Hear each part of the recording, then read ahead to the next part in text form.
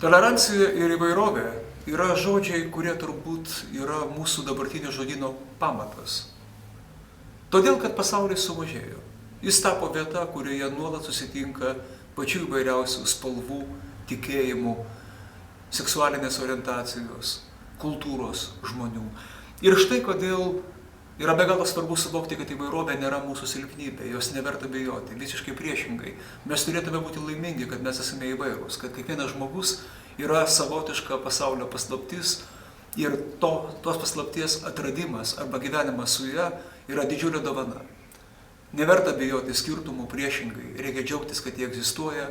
Kiekviena kultūra, kaip ir kiekvienas žmogus, atveria kažkokią tai sielos arba kultūros unikalią savybę, kurios neturime mes patys.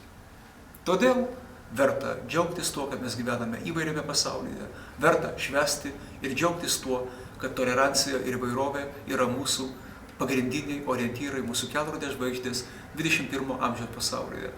Galiausiai, ponios ir ponai, man tenka maloni pareiga tiesiog jūs pakviesti švęsti Tarptautinę tolerancijos įvairovės dieną kartu su jaunųjų profesionalų grupe Kurk Lietuvai.